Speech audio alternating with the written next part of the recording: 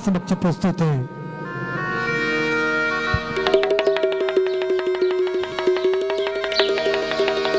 रात्रि का ढलता समय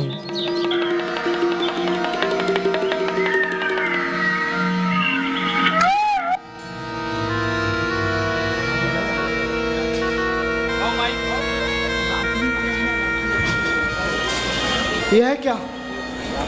ये कैसा स्वप्न है? ये कैसा डरावना स्वप्न है? अयोध्या के महलों में शोक का समागम, राज दरबार में अशांति का पहरा। नहीं नहीं, यह तो स्वप्न की बात है। रात्रि में अपने शयन कक्ष में अपने नाना के यहाँ कैकईपुर में रात में स्वप्न देखते हैं। स्वप्न में भरत जी को अपशकुन होते हैं।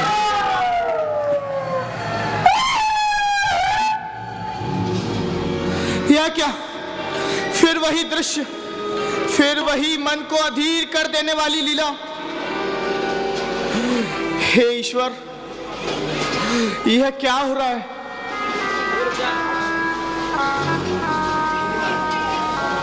बार बार स्वप्न देखते हैं क्योंकि मर्यादा पुरुषोत्तम भगवान श्री राम के सबसे प्रिय भाई भरत जी, मर्यादा पुरुषोत्तम भगवान श्री राम बहुत प्यार करते हैं भरत जी को।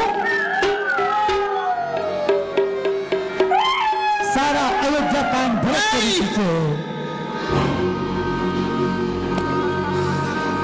स्वप्न में देखते हैं कि शियार मंदिरों पर चढ़ करके आवाज दे रहे हैं। फिर वही दृश्य, फिर वही मन को अधीर कर देने वाली लीला। माता सीता का महलों का त्याग, भ्राता राम का वनों का गमन। हे ईश्वर, न जाने यह लीला क्या करके रहेगी। रात्रि में भरत जी से मिलने के लिए शत्रुघ्न जी आते हैं। अपने बड़े भ्रातक को प्रणाम कर शत्रुघ्न जी की सुंदर भूमिका आप देख रहे हैं। रामलीला मंडल के अध्यक्ष महोदय आदरणीय श्री अरविंद राजपूत जी के आप सुपुत्र हैं। आदरणीय श्री रुद्रांश राजपूत, बड़ी सुंदर भूमिका आप देखिए। भ्राताश्री प्रणाम। भ्राताश्री, आज आप कुछ घबराए हुए से जान पड़ते हैं। क्या कोई नई दुर्घटना घटित हुई है? हाँ भाई, तुम तो देख ही रहे हो, पिछले कुछ दिनों से मेरा मन अधीर हो रहा है, चित्त चंचल सा हो रहा है। और आज के इस स्वप्न ने तो सारा संतोष ही धूल में मिलाकर रख दिया। भ्राताश्री, सपनों की बात तो बिल्कुल ही निर्मूल होती है। इस पर विश्वास करना एक प्रकार की भारी भूल होती है। हाँ भाई, तुम ठीक कहते हो, परंतु यह स्वप्न स्वप्न नहीं कहा जा सकता। मेरा असंतोष खाली नहीं जा सकता। जी भ्राताश्री। भरत जी का एक एक पल, एक एक निमेष के सामान बीत रहा है। उसी समय योद्धा जी भरत जी के मामा पहुंचते हैं। प्रणाम मामा जी। आयुष्मान भव बेटा। बेटा भरत, अयोध्या से एक दूत आया है जो तुम्हारे गुरु वशिष्ठ जी का कोई संदेशा लाया है। अच्छा, अयोध्या से दूत आया है तो कृपया उसे जल्दी बुलाइए। हाँ, यहीं बाहर खड़ा है, मैं भी बुलाता हूँ। योद्धा जी की सुंदर भूमिका गोल्डी सोनी जी। दूत आते हैं, जैसा कहा गया अपनी बात रखते हैं। यहाँ पर महाराज प्रणाम। कहो भाई, क्या संदेशा लाए हो? महाराज, आपको शीघ्र अतिशीघ्र अयोध्या नगरी बुलाया है। अच्छा, वो तो ठीक है, परंतु कोई अन्य समाचार? नहीं महाराज, मुझे कुछ बताने से मना किया गया है। ठीक है दूत, तुम चलो, हम आते हैं। मामा जी, हमारे जाने का प्रबंध कर दीजिए। मैं आपके जाने का अभी प्रबंध करता हूँ, आप तैयार हो जाइए, मैं प्रबंध। भरत जी का एक एक पल, एक निमेष के समान बीत रहा है। चिंता लगी थी कि ऐसा क्या हुआ कि दूत ने भी कोई जानकारी नहीं।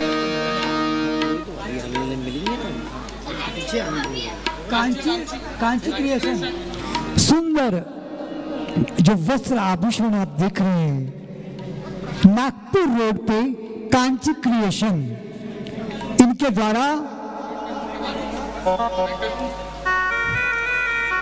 द्वारा ही सुंदर वस्त्रों का निर्माण किया गया। उसमें सहयोग जो प्रदान किए हैं आदरणीय पिंटू भैया ने।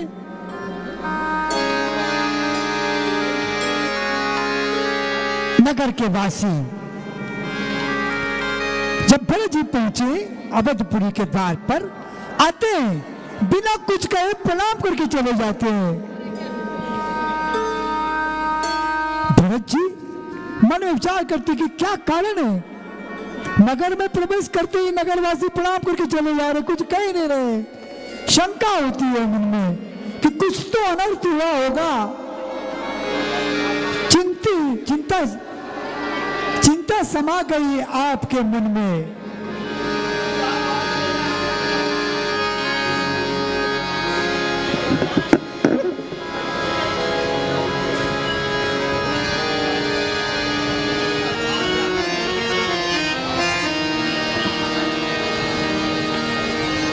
शत्रुघ्न देखो तो, आ विधाता, नगरी की यह दरदुशा। मुंडेरों पर कौए बोल रहे हैं, बाजारों में सियार डोल रहे हैं, बाग बगीचे और ताल शोभाहीन दिखाई देते हैं। देखो तो, पशु चढ़ना छोड़कर आलस में पड़े सोए रहते हैं। और तुमने देखा शत्रुघ्न, जो कोई आता है चुपचाप प्रणाम करके चला जाता है, मानो किसी से हमारी कोई जान पहचान ना हो। निसंदेह भ्राताश्री, चारों ओर अपशगुनी होते दिखाई दे रहे हैं, जो किसी भारी दुर्घटना का पता बता रहे हैं। हाँ भाई, देखो तो, ताएं रो रही हैं, कुल नगर पे शोक छाया है। विधाता आज क्या अशगुन इन आँखों को दिखाया है। दिशाएं रो,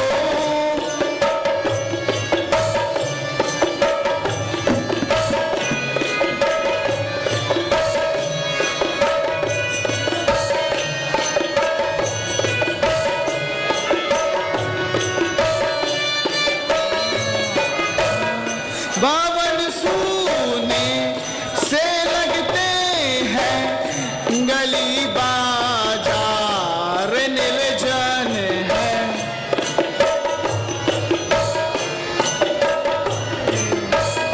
बावन सूने से लगते हैं, गली बाजार निर्जन है। रची है आज क्या रचना, प्रभु यह कैसी माया है। विधाता आज क्या अशगुन इन आँखों को दिखाया है। दिशाएं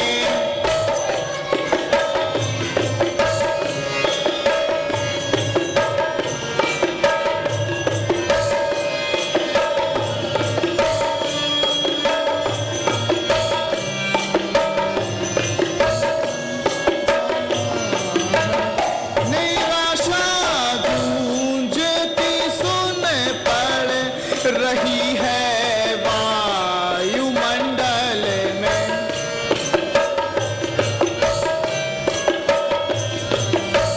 निराशा गूंजती सुन पड़ रही है वायुमंडल में। हर एक वस्तु के अंतर में विरह का रंग छाया है। विधाता आज क्या अशगुन इन आँखों को दिखाया है। दिशाएं।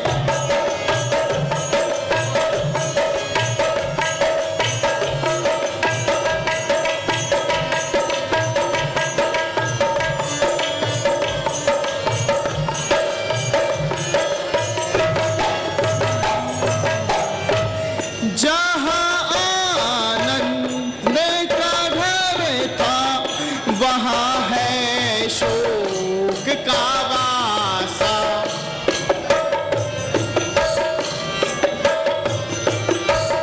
जहाँ आनंद का घर था वहाँ है शोक का वासा। न जाने आज क्या संसार ने पलटा सखाया है। विधाता आज क्या शगुन इन आँखों को दिखाया है। दिशाएं रो रही हैं कुल नगर में शोक छाया है। विधाता आज क्या अशगुन इन आँखों को दिखाया है। चलिए भ्राताश्री, महल में चलकर ही इसका कारण पूछते हैं। यहाँ कोई ना बताएगा। देखो तो भाई, किसी के शोक में देखो सकल घर बार रोते हैं। कहीं बच्चे बिलखते हैं, कहीं परिवार रोते हैं। हुआ है शोक का संचार नगरी की हवाओं में। निराशा छा रही है कुल अयोध्या की दिशाओं में। चलिए अच्छा भाई, चलो महल में चलकर ही इसका कारण जानते हैं।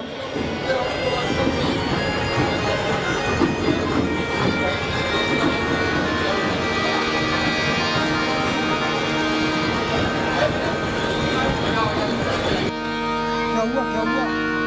अरे हुआ क्या है? अरे क्या हुआ?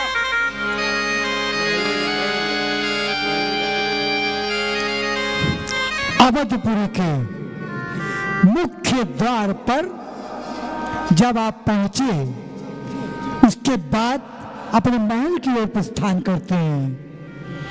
भरत जी और शत्रुघ्न जी, सुंदर छायांकन जो आप देख रहे हैं, बालाजी एलईडी इवेंट्स और सहयोग प्रदान किया उसमें संपूर्ण रूप से आदरणीय श्री नरेंद्र चंदेल जी ने।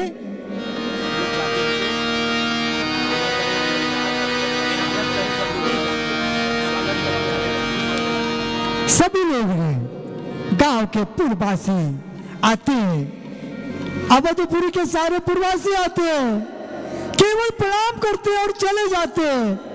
कुछ कहते नहीं, कुछ पूछते नहीं। शंका उत्पन्न हो जाती है भरत जी के मन में कि ऐसा क्यों हो रहा है, क्या कारण है। तदुपरांत महल की ओर प्रस्थान कर रहे हैं।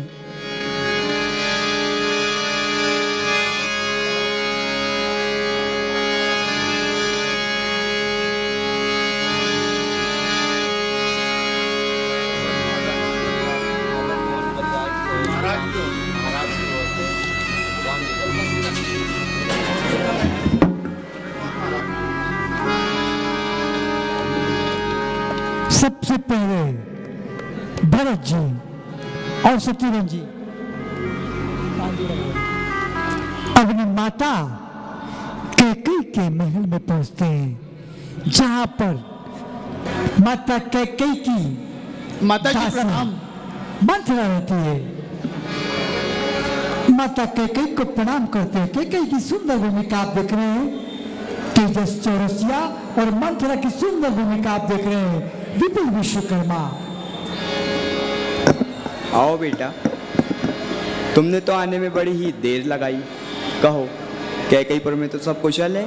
हाँ माता जी, कैकेयीपुर में सब कुशल से है, परंतु आज पिताजी और भ्राता राम दिखाई नहीं दे रहे।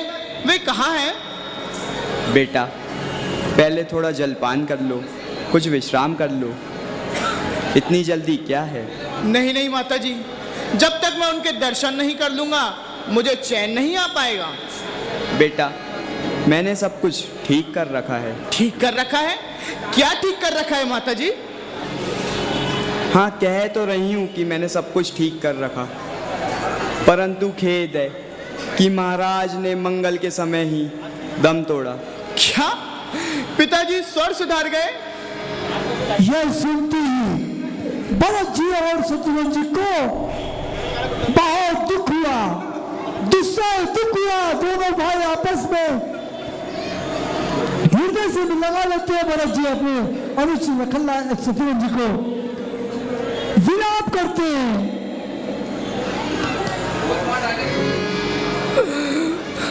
परंतु माताश्री, पिताजी ने किस प्रकार प्राण त्यागे?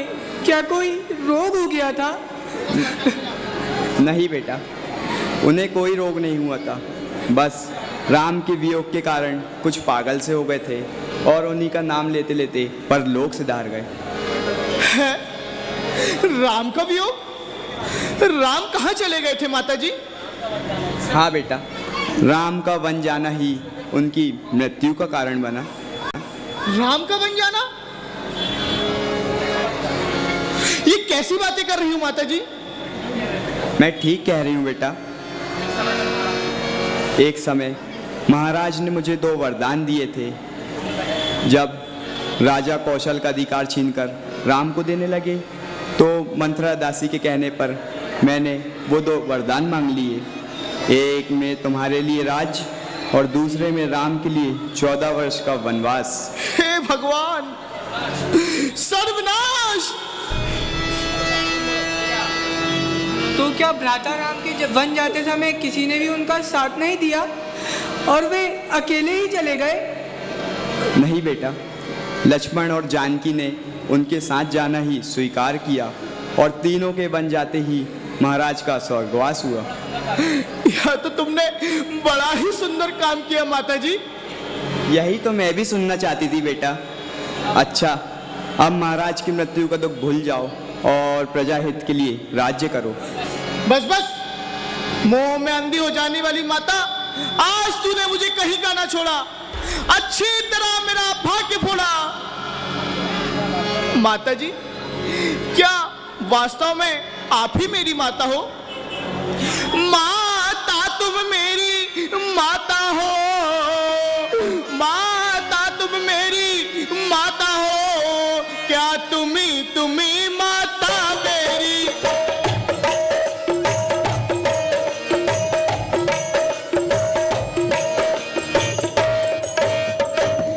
क्या तुम्ही माता मेरी? क्या तुम्ही सूर्य कुल की रानी? क्या तुम्ही जन्मदाता मेरी?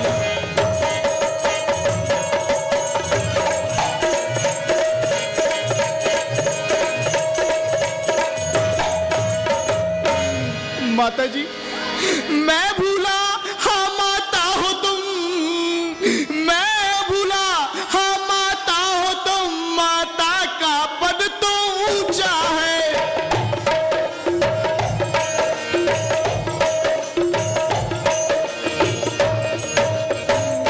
माता का पद तो ऊंचा है, माता से कुछ अनुचित कहना सब प्रकार अनुचित जचता है।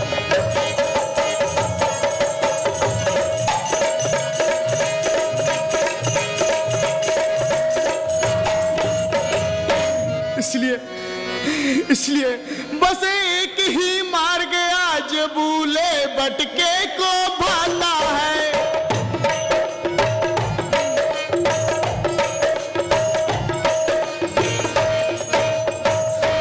भूले भटके को भाता है, जो रही आज तक माता थी वो नहीं आज से माता है।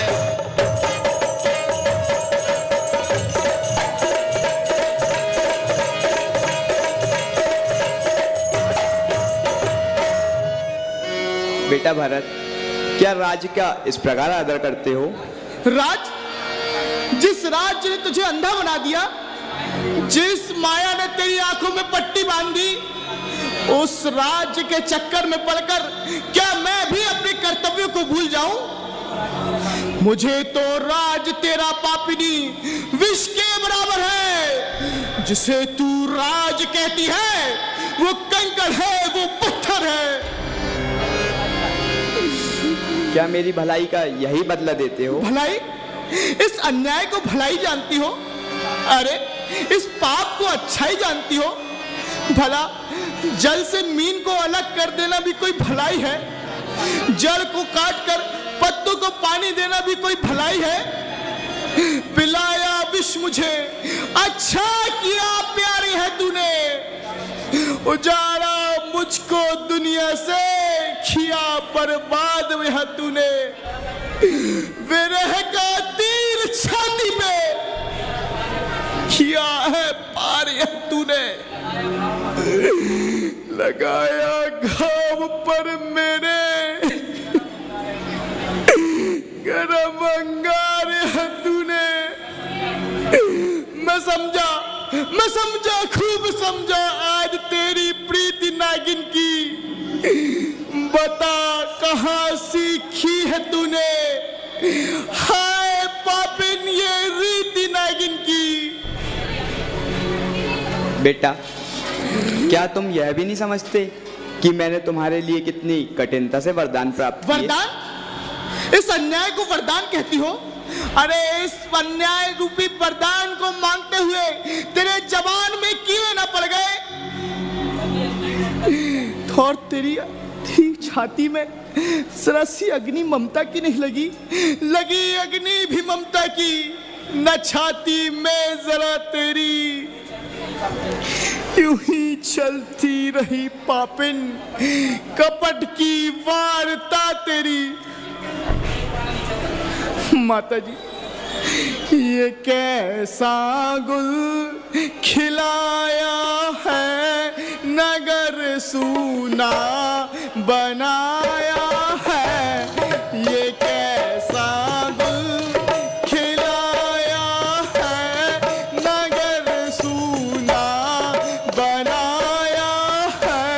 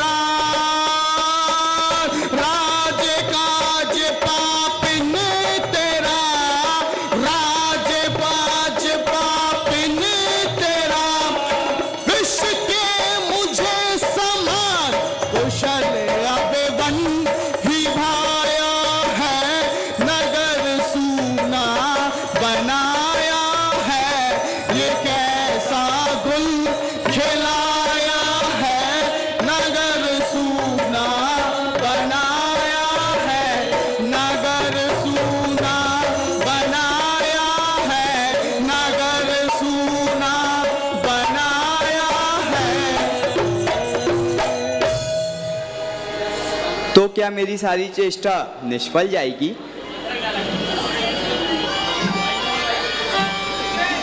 और क्या मंत्रा को अपने परिश्रम का पुरस्कार भी नहीं मिलेगा? ओ दुष्ट चंडाली, पुरस्कार, ये तेरा पुरस्कार। शत्रुघ्न जी आते कूद तो करके सुटनात मारते, वो चिल्लाती, मुंह के बल जमीन पर गिर पड़ी।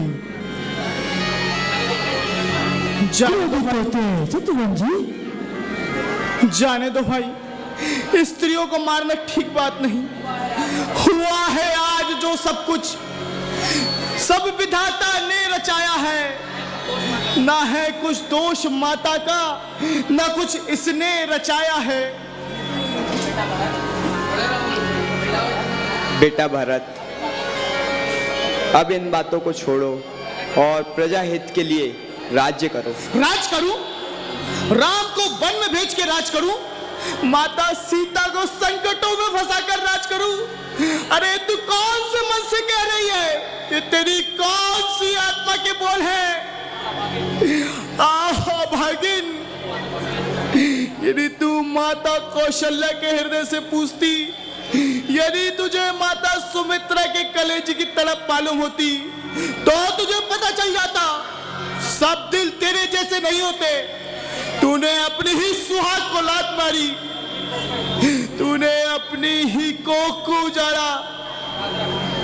याद रख, यदि तूने अपना कपट व्यवहार नहीं छोड़ा है, तो यह भरत भी अपनी राम भक्ति को कदापि ना छोड़ेगा। माता जी, तुम मन में यहाँ कल्पना करो, तुम मन में यहाँ कल्पना करो, बेटा जन्मा ही नहीं मेरे।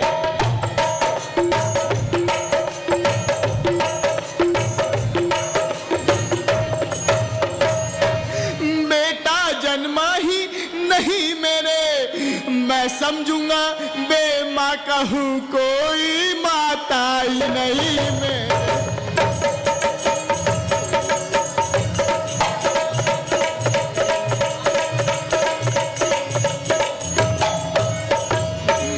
माता जी, इस चीज को ध्यान रखना, आप इस चीज को ध्यान से सुनना।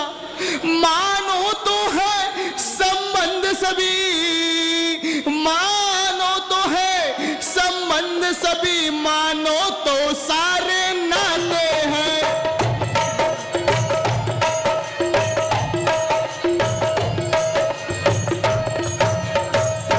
मानो तो सारे नाते हैं, अन्यथा अकेले ही प्राणी इस जग में आते जाते हैं।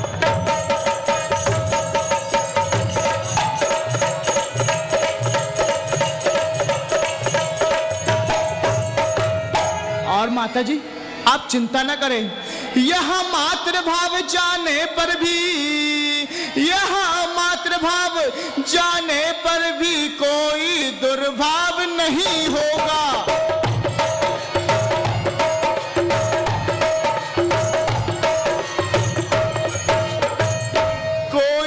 दुर्भाव नहीं होगा। हे महासती, तुम मुदित रहो, अनुचित व्यवहार नहीं होगा।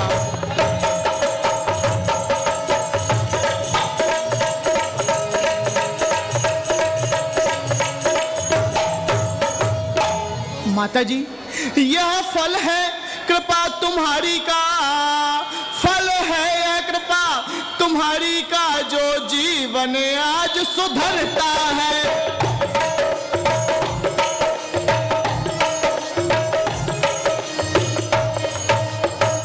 जो जीवन आज सुधरता है, सोना जो जो ठोका जाता, त्यों त्यों आभूषण बनता है।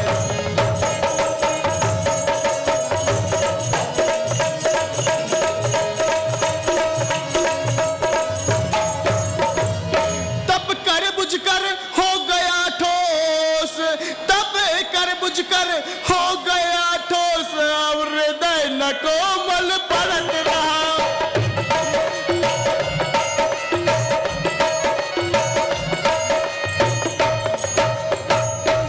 माता माता ना रही अब से, माता माता ना नहीं अब से तो भरत नाम से भरत रहा।